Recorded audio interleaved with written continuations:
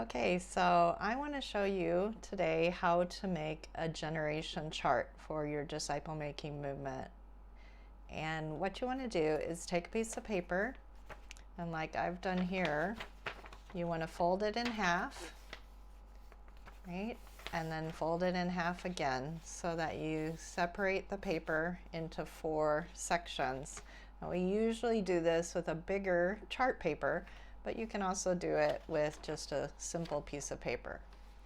Once you have those, then you take a ruler and you would draw your lines so that you're going to have 4 lines on the paper. All right, 4 even sections. Then on the top of the paper, that's where you would put the team or church planner. Hopefully you have a team, but not everybody does. So you are on that top part. Now remember, this is you. This is not the first group that you start. This is your team itself. Okay, and so you would put the location where it is that you're working. Maybe it's in let's say it's in Nepal. You can put the actual place in Nepal, but the location name and then the date that the team started working. Maybe you started in 2021, and then the number of team members. So maybe you have 3 team members that are working together. Okay? So as this group is trained and they begin to do prayer walks and they're reaching out and they're meeting persons of peace, that team will be starting groups of disciples. They find a person of peace and they start a new disciple making group or a discovery Bible study around the person of peace that they find. Now, this is what we call the first generation. Okay, so the team has started. That team of 3 people, including you, has started 4 new groups. Okay, and in those groups, you're going to then again put the location name, Wood Valley, and the date that it started. Maybe it started in 2021. Okay, and that's the first generation groups. Let's say that there is there are 2 already baptized believers. They were Christians that you found who wanted to be involved in disciple making, and they were gathering a group of people around them. They were the person that called the others to come. So there's 2 people there, and that's already baptized believers, right? ABB. And then maybe there are 2 people who have believed and they've been baptized. We're going to call them baptized believers, right? Baptized believer, or BB, stands for people that you guys have baptized, right? They've been baptized in the movement. They didn't already receive baptism from someone else outside of the movement. And then let's say there are seekers. Maybe there are 3 people who are coming to the group regularly, but they haven't yet made a commitment to become a disciple. And then that's a seeker, an S. And then maybe there's a non-baptized believer, 1 person who has put their trust in Jesus, but they haven't yet been baptized. So we're going to put that there.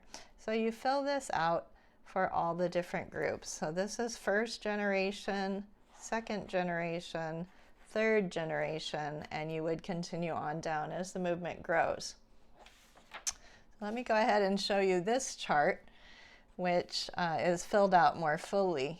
So let's say that this group multiplied, and the people inside this group, not the team up here, but the people inside this group started 2 more groups. We would call those second generation groups. And let's say this group didn't start any new groups. This group of people, they started 1 more new group, right? And then this group really, really did well, and they started 4 new groups that are actually third generation. So they were started by the second generation group, new groups. We would call those third generation groups.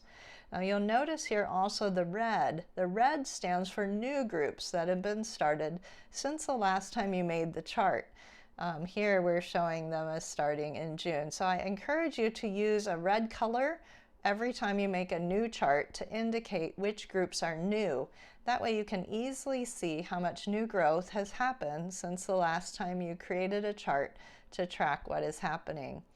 And then up here you've got your totals. So it's important to just see what are your totals of already baptized believers, ABB, that's people who came to the groups and you started with them, but they were baptized elsewhere. Now we hope that's not really too many because we want to focus on the lost.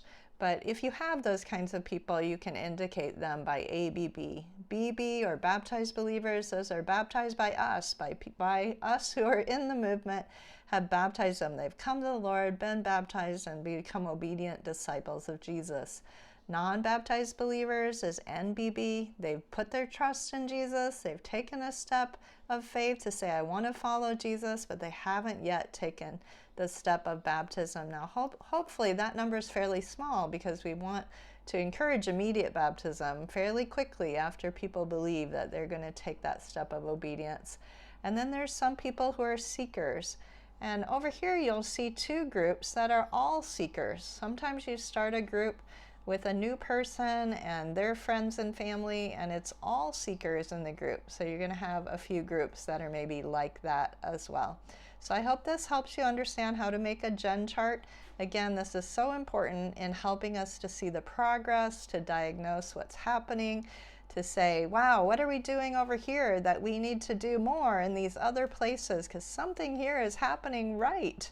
And maybe what's happening here? Why is this group not multiplying? What can we do to help it? So making this kind of a chart really helps you in being able to move forward and set goals and pray and think together with your coach as you look at how to make progress.